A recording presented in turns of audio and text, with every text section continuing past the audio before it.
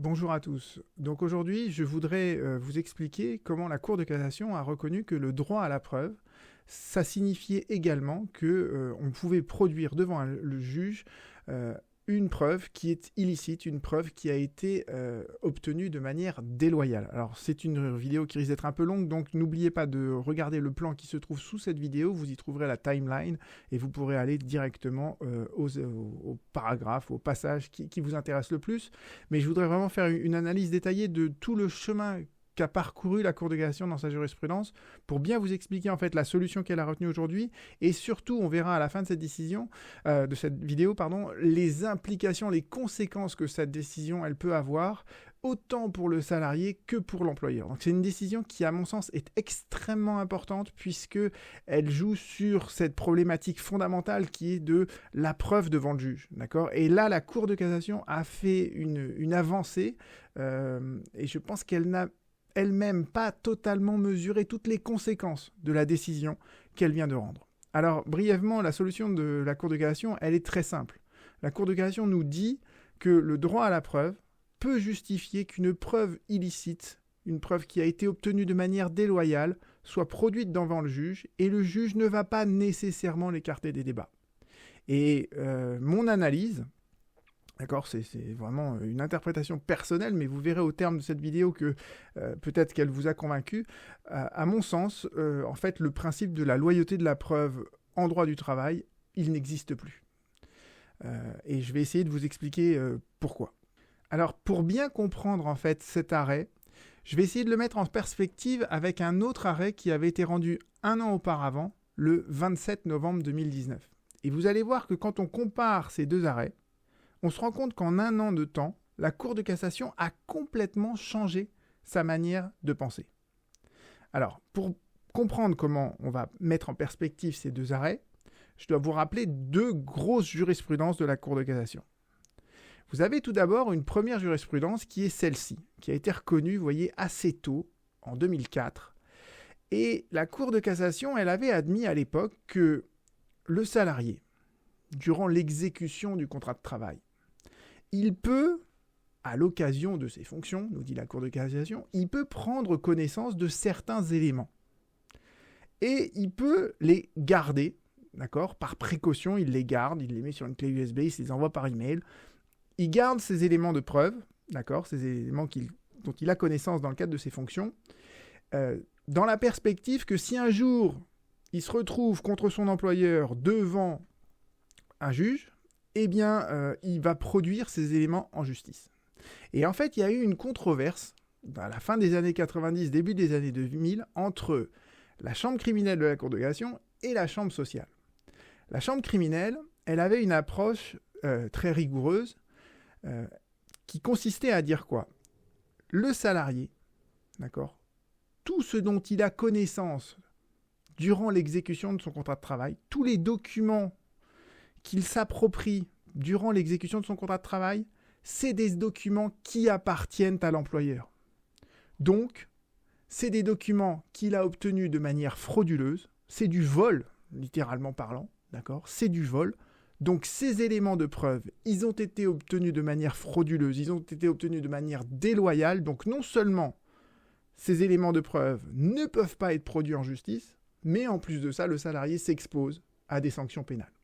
Et c'est un raisonnement qui est effectivement très rigoureux et qui correspond d'ailleurs à la logique du droit du travail. C'est-à-dire que le salarié, dans le cadre du contrat de travail, il fournit sa force de travail, il exécute une prestation de travail, mais le produit de ce qu'il a fait, ça appartient à l'employeur. Voyez ? Dans le cadre du contrat de travail, finalement, tout appartient à l'employeur, y compris la force de travail du salarié que celui-ci loue à l'employeur. Donc, tous les éléments dont le salarié a connaissance, qu'il s'approprie, qu'il photocopie, qu'il copie dans le cadre de l'exécution de son contrat de travail, c'est effectivement des éléments de preuve qui ont été obtenus de manière frauduleuse, de manière déloyale.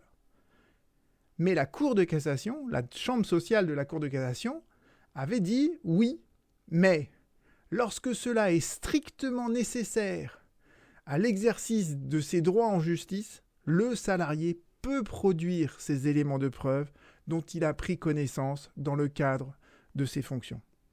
Donc vous voyez, et ça c'est, j'ai cité juste en dessous l'analyse du professeur Vermel qui vous faisait bien comprendre que la chambre criminelle s'est ralliée finalement à la solution de la chambre sociale, donc la jurisprudence de la Cour de cassation, elle s'est unifiée pour reconnaître que les droits de la défense, l'exigence du procès équitable, pouvaient justifier, dans la stricte mesure d'ailleurs, dans la stricte mesure de l'exercice des droits en justice du salarié, pouvait justifier que l'on produise en justice des éléments, la Cour de cassation ne dit pas qu'ils ont été obtenus de manière déloyale, mais voilà, effectivement, c'est des éléments de preuve qui ne lui appartiennent pas, qui appartenaient à l'employeur, qu'il s'est approprié et qu'il va produire en justice.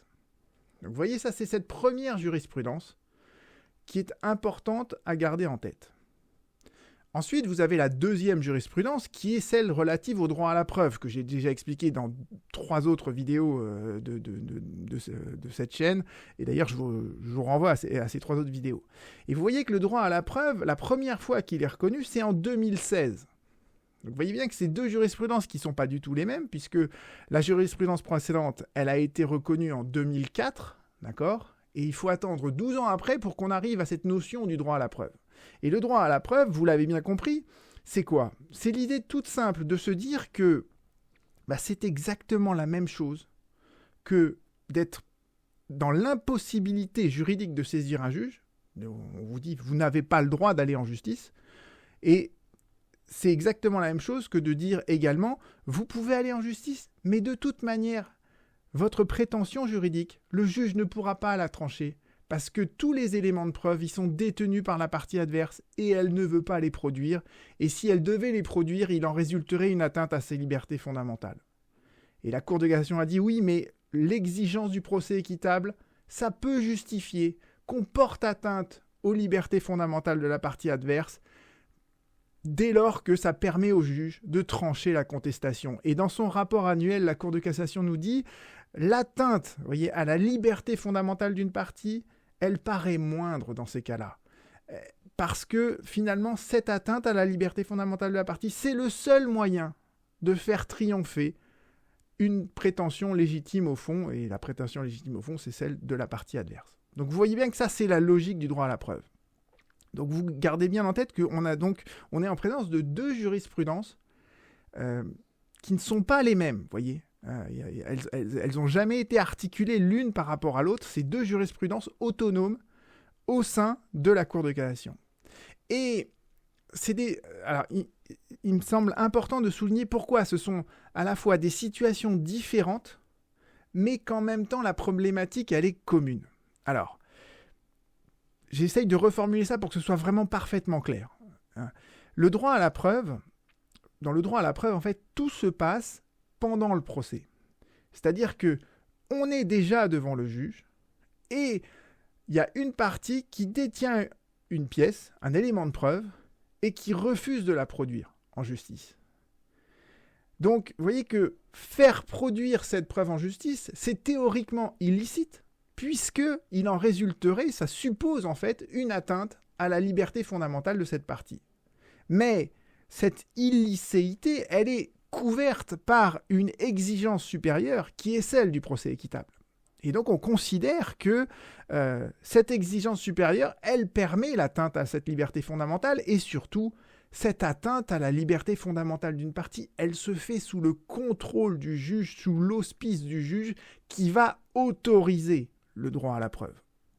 Alors que dans la première situation que je vous ai décrite, tout se passe en 2 temps. C'est-à-dire qu'avant le procès, le salarié obtient de manière déloyale, de manière illicite, une preuve. D'accord ? Et il y a effectivement une atteinte à la liberté fondamentale de l'employeur, au secret des correspondances de l'employeur. Et cette atteinte, elle se produit avant le procès. Et souvent, elle se produit à l'insu de la victime qui est l'employeur. Je dis bien victime avec des guillemets parce que, justement, on considère que le salarié, pour pouvoir se défendre, doit pouvoir produire ces éléments de preuve. Et c'est ça le deuxième temps, en fait, c'est que pendant le procès, l'employeur découvre que le salarié à conserver des éléments qui ne lui appartenaient pas, des éléments qui étaient propres au fonctionnement de l'entreprise. Donc l'employeur va s'estimer victime finalement d'une atteinte au secret des correspondances, d'une atteinte à sa liberté fondamentale de la vie privée. Et vous avez vu que dans une précédente vidéo, je vous ai dit qu'on avait reconnu aux personnes morales l'existence d'une vie privée, ce qui est un peu discutable. Donc voilà, l'employeur s'estime victime d'une atteinte à sa liberté fondamentale, une atteinte qui a eu lieu avant le procès, et il en déduit que la preuve doit donc être écartée des débats puisqu'elle est déloyale. Et la Cour de cassation, la chambre sociale puis la chambre criminelle ont dit non. Dès lors que ces éléments sont strictement nécessaires à la défense des intérêts du salarié, il peut donc les produire en justice. Et vous voyez bien que les situations sont différentes, mais en réalité, la problématique, elle est commune. Elle est commune, pourquoi ? Parce que dans un cas comme dans l'autre, il y a bien une atteinte à une liberté fondamentale, il y a bien une atteinte au secret des correspondances.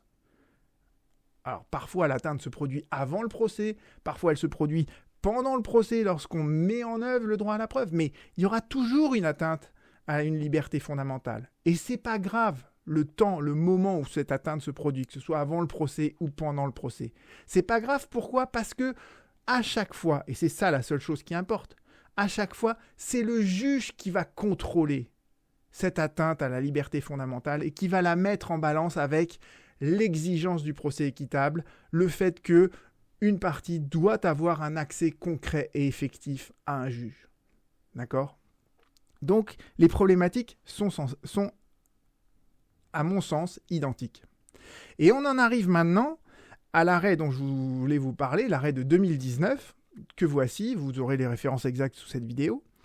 Et je voudrais qu'on analyse le moyen. Regardez la première phrase du moyen. Comment elle est rédigée. Et je vous la relis. Lorsque cela est strictement nécessaire à l'exercice de ses droits en justice dans le litige qu'il oppose à l'employeur, le salarié peut produire en justice des documents dont il a eu connaissance à l'occasion de ses fonctions, quand bien même il en résulterait une atteinte à un droit fondamental ou au secret des correspondances, pour autant que l'atteinte est justifiée et proportionnée au but poursuivi. Donc vous voyez que cette branche de ce moyen, elle fusionne en fait les deux jurisprudences dont je vous ai fait part au début. La jurisprudence qui a été initiée en 2004 et qui opposait au départ la chambre civile et la chambre criminelle, où on dit bien que le salarié, dans le cadre de ses fonctions, peut avoir accès à des documents qui ne lui appartiennent pas, mais qu'il aura le droit de produire en justice parce que c'est strictement nécessaire à ses droits, à sa défense en justice. Et d'un autre côté, on fait bien référence à la logique du droit à la preuve, qui est une logique du procès équitable, où l'on doit mettre en balance, d'accord, les intérêts du salarié et l'atteinte éventuelle aux libertés fondamentales de l'employeur. Et si ce rapport de proportionnalité, il est fait correctement par le juge, eh bien, on peut aboutir à cette solution, à cette considération toute simple de dire, l'effectivité, d'accord, du droit du procès équitable suppose que l'on admette cette preuve qui a certes été obtenue par le salarié dans des conditions qui peuvent paraître déloyales, qui peuvent paraître illicites, mais qui sont néanmoins nécessaires à ce que ces prétentions en justice puissent être tranchées par le juge. Donc vous voyez que cette branche-là de ce moyen, elle fusionne en fait ces deux propositions. Et malheureusement, la Cour de cassation a eu une réponse assez, on va dire assez timide, timorée, entre guillemets. Elle a rejeté ce moyen en disant, en se contentant de dire, eh bien, on va rester sur le principe que si la preuve, elle a été obtenue par un procédé déloyal, alors elle est irrecevable. Et on l'écarte des débats. Et la Cour de cassation a rajouté ici, c'était en fait, les pièces en question, c'était un échange de courriels qui avait eu lieu entre la directrice de l'association et différents cadres de l'association. Et dans cet échange de courriels, en fait, on voyait apparaître que l'employeur assumait parfaitement être l'auteur d'une discrimination syndicale au sein de l'entreprise. D'accord ? Donc c'était quand même un échange de mails qui était extrêmement problématique. Et la salariée, dans ses conclusions, elle prétendait que en fait, ces documents lui avaient été remis de manière anonyme. Elle ne savait pas qui lui avait remis, elle les avait trouvés un jour sur son bureau. Et donc elle les produisait en justice. Et la Cour de cassation en fait répond, Là, en l'occurrence, donc c'est des courriels qui ont été échangés entre des cadres de l'entreprise, donc c'est bien quelque chose qui est couvert par le secret des correspondances, et la salariée ne prouve pas en plus que ces éléments lui ont été remis volontairement ou qu'elle en avait eu connaissance dans le cadre de l'exercice de ses fonctions de représentation, alors qu'en fait, elle en avait eu connaissance juste dans le cadre de ses fonctions de salariée, pas simplement parce qu'elle était investie d'un mandat représentatif, juste parce qu'elle était salariée de l'entreprise. Donc, voilà, une réponse de la Cour de cassation assez décevante, enfin assez timorée, on va dire, et on voit bien que pour la Cour de cassation en 2019, il est clair que si une preuve a été obtenue de manière déloyale, eh bien, en fait, la déloyauté de la preuve, elle prime sur les exigences du procès équitable. Si vous avez obtenu une preuve de manière déloyale, vous ne pourrez pas vous en prévaloir devant le juge. D'accord ? Donc ça, c'est cet arrêt de 2019. Le moyen, vous voyez, était assez joli puisqu'il essayait de fusionner ces deux jurisprudences dont je vous ai fait part au début, et la Cour de cassation est restée campée sur cette position que si une preuve a été obtenue de manière déloyale, on ne peut pas la produire en justice. Dans l'arrêt Petit Bateau, dont j'ai fait une autre vidéo, vous savez, c'est l'arrêt dans lequel en fait un employeur va utiliser des informations qu'il a récupérées sur le compte privé Facebook d'une salariée pour la licencier pour faute grave ensuite.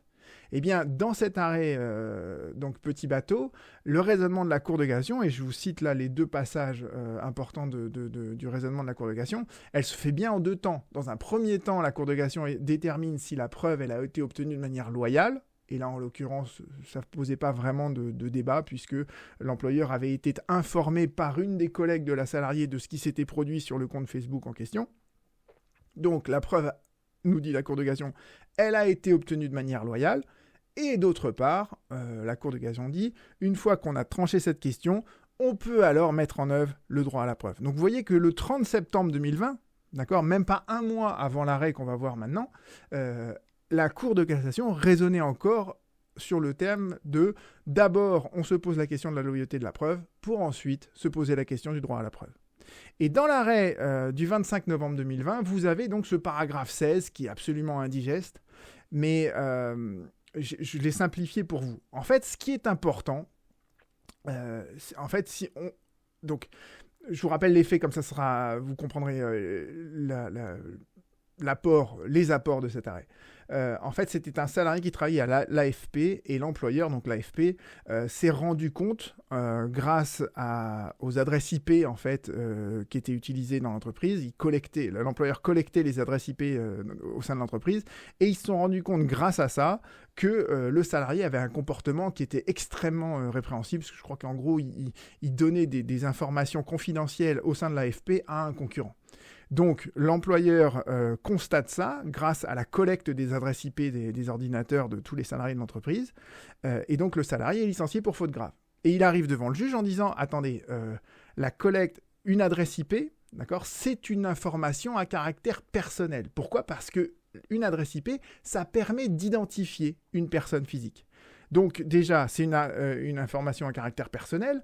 Vous avez constitué, en fait, un fichier de données à caractère personnel, vous deviez donc le déclarer à la CNIL, ce que vous n'avez pas fait.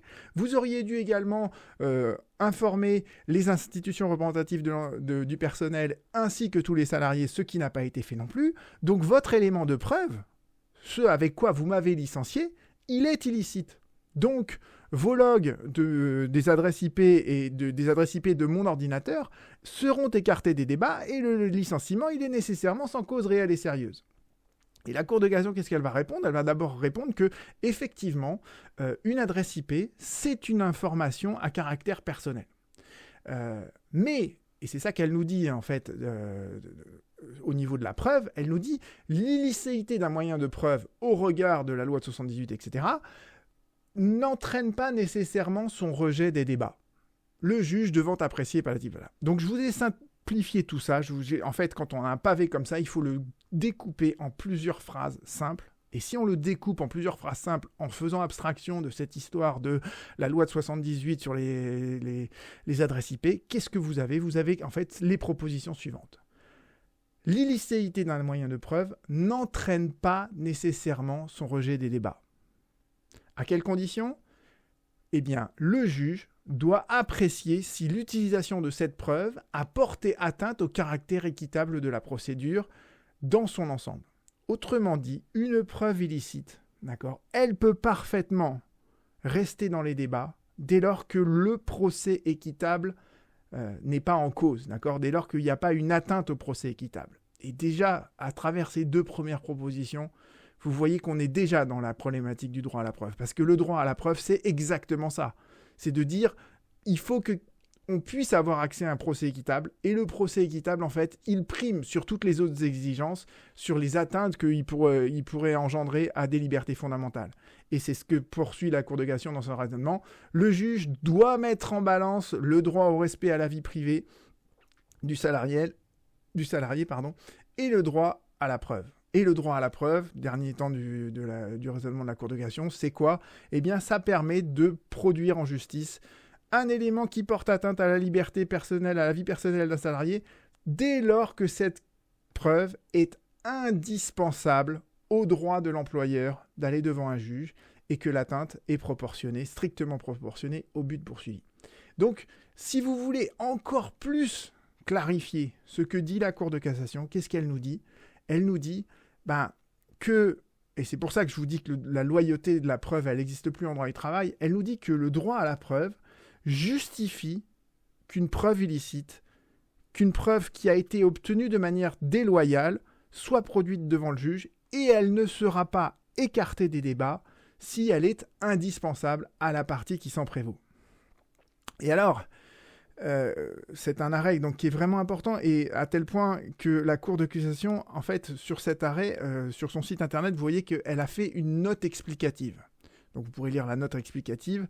Elle a également publié le rapport du conseiller rapporteur et l'avis de l'avocat général. Et dans sa note explicative, vous voyez que la Cour de cassation, elle a pris soin de bien souligner que le droit à la preuve, c'était pas dans n'importe quelle situation, d'accord ? Et pour bien montrer à quel point elle voulait enserrer ça dans des limites très strictes, elle nous dit, voilà, dans le reste de la jurisprudence sur le droit à la preuve, on vous dit qu'on peut obtenir la production forcée d'un élément de preuve dès lors que c'est nécessaire au succès des prétentions d'une partie. Alors que là, en fait, si c'est une preuve illicite, eh bien, il faut que cette production, elle soit indispensable. C'est pas nécessaire, c'est indispensable. Et là, quand on voit ça, voilà, moi, c'est ma réaction. C'est non mais allô, quoi. Enfin, je veux dire, ça rime à rien. Ce genre de querelle de mots. Enfin, je veux dire, je suis allé voir la définition de nécessaire. Nécessaire, ça veut dire dont on ne peut se passer, qui est indispensable. Et indispensable, c'est dont on ne peut se passer. Donc, enfin, je veux dire, une preuve qui est nécessaire, une preuve qui est indispensable, c'est exactement la même chose. Et quand les juristes commencent à couper les cheveux en quatre et à se poser des questions sur la différence entre le nécessaire et l'indispensable, enfin, c'est là où ils sont un peu à côté de la réalité, quoi. Et ils sont d'autant plus à côté de la réalité que ils semblent avoir oublié une chose, c'est que une preuve, elle prouve ou elle ne prouve pas. C'est-à-dire que vous voulez démontrer, je reprends la situation de l'arrêt de 2019, vous voulez démontrer que l'employeur, il assume d'avoir créé une situation de discrimination syndicale au sein de l'entreprise, qu'il en est l'auteur. Vous avez pour ça des éléments, des courriels que s'échangent les membres de la direction où ils reconnaissent ouvertement qu'ils sont l'auteur de discrimination syndicale. Cette preuve, elle est bien indispensable aux salariés pour prouver cette discrimination syndicale. Vous voyez ? Et de manière plus générale, quand on va devant un juge et qu'on produit une preuve devant un juge, c'est parce que cette preuve, elle est indispensable à ce que l'on a envie d'établir. Je veux dire, ça n'arrive jamais de produire devant un juge une preuve qui n'est pas indispensable. Mais dans ces cas-là, on ne la produit pas. Vous voyez ce que je veux dire ? On ne s'amuse pas à produire des preuves pour rien devant un juge. On les produit parce qu'elles sont utiles, parce qu'elles sont nécessaires. Donc, la réserve que fait la Cour de cassation de dire on pourra produire une preuve illicite dès lors que c'est indispensable à celui qui s'en prévaut, mais c'est une tautologie. Vous voyez, on tourne en rond. Évidemment que le salarié va, ou l'employeur d'ailleurs, le salarié ou l'employeur vont produire une preuve qu'ils ont obtenue de manière déloyale, une preuve qui est illicite. Mais pourquoi ils le font ? Mais c'est justement pour prouver ce qu'ils reprochent à l'autre partie.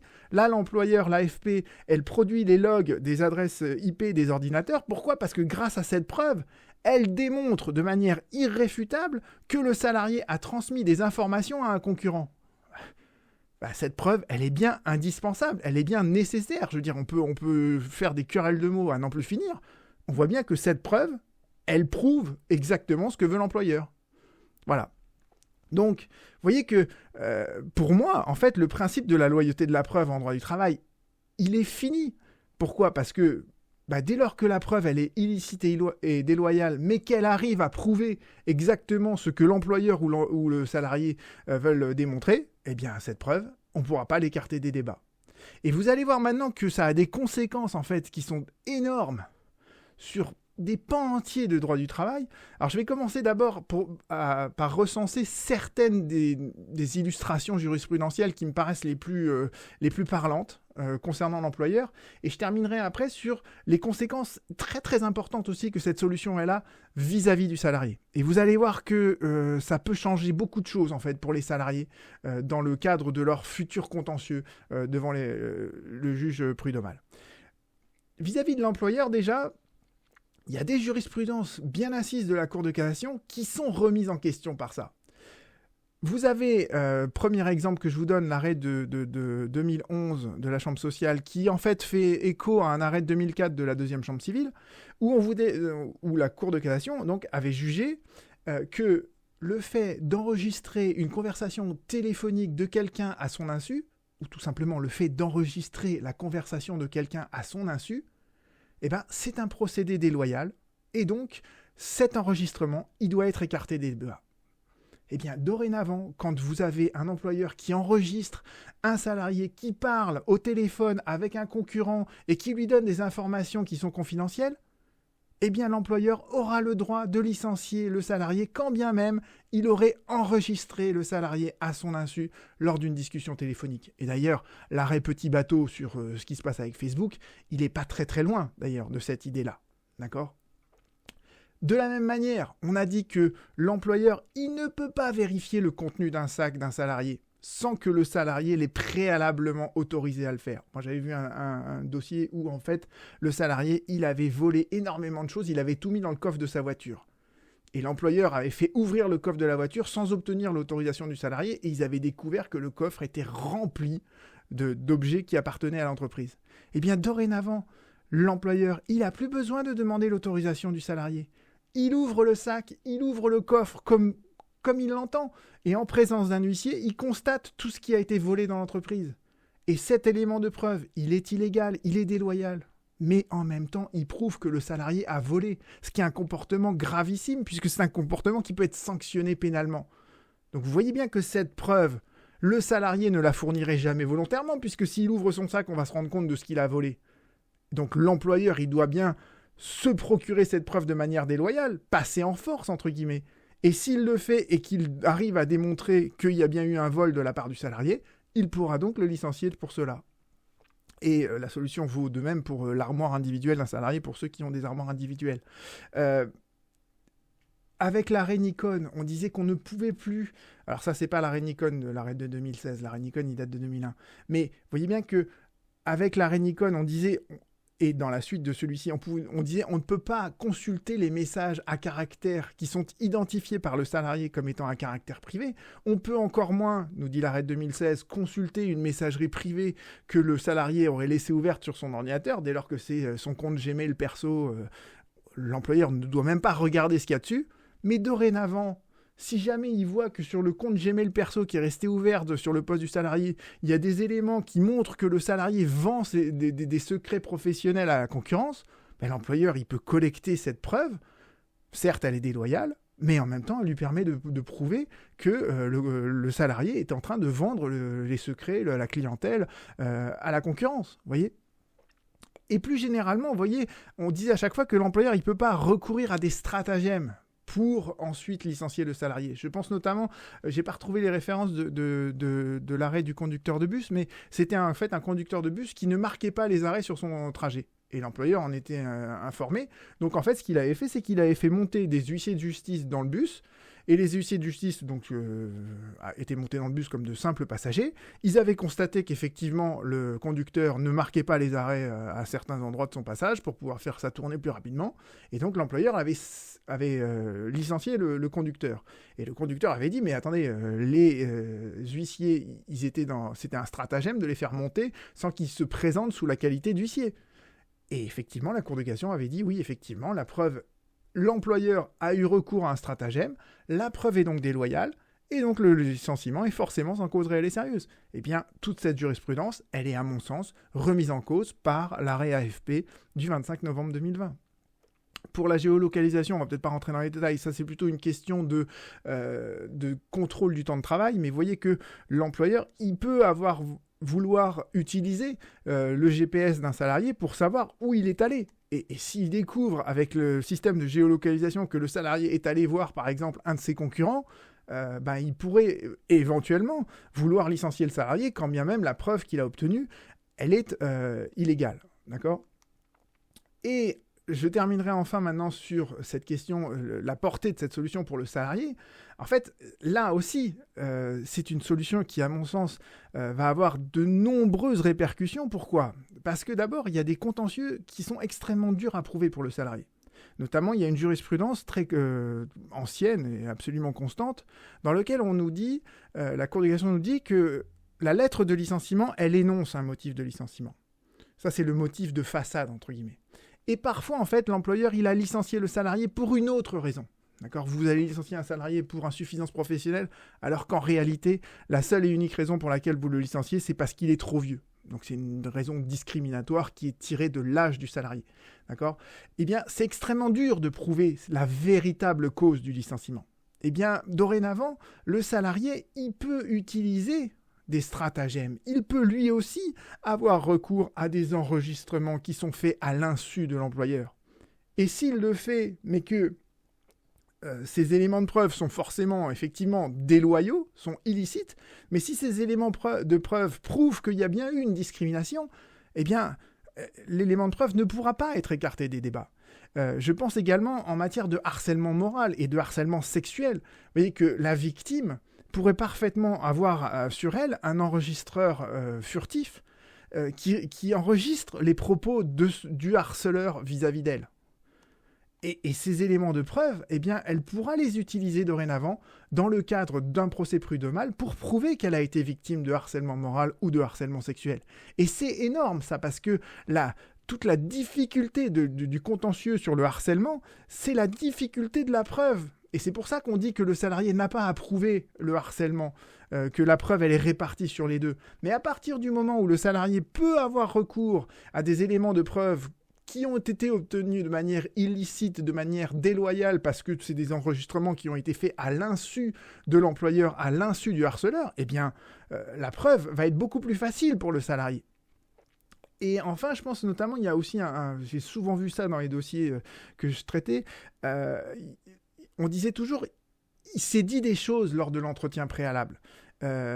Et souvent, au moment de l'entretien préalable, c'est là où l'employeur est honnête, finalement, où il dit exactement ce qu'il pense et le salarié dit exactement ce qu'il pense. Et le problème, c'est que on ne peut pas savoir exactement ce qui se passe pendant l'entretien préalable. Et dorénavant, en fait, eh bien, le salarié pourra enregistrer furtivement ce qui se passe dans l'entretien préalable et ensuite, si jamais il y a des éléments qui sont parfaitement compromettants pour l'employeur, il pourra ensuite produire cet enregistrement devant le juge afin de prouver en fait qu'il a la véritable cause du licenciement ou l'existence d'un harcèlement, d'une discrimination. Donc je pense que, vous voyez, cet arrêt de la Cour de cassation, il est extrêmement important parce qu'il va avoir des conséquences multiples. Et les réserves qu'a faites la Cour de cassation en disant la preuve illégale, la preuve illicite, la preuve déloyale, on ne l'écartera pas des débats uniquement lorsque c'est strictement nécessaire à la partie qui s'en prévaut, eh bien en fait cette réserve-là, c'est du vent, en fait, c'est du verbiage en fait, parce que toute preuve qui est produite devant un juge, c'est une preuve qui est nécessaire, c'est une preuve qui est indispensable. Donc je pense que la loyauté de la preuve en droit du travail, eh bien, depuis le 25 novembre 2020, elle n'existe plus. Et je vous remercie pour votre écoute et on se retrouve très bientôt.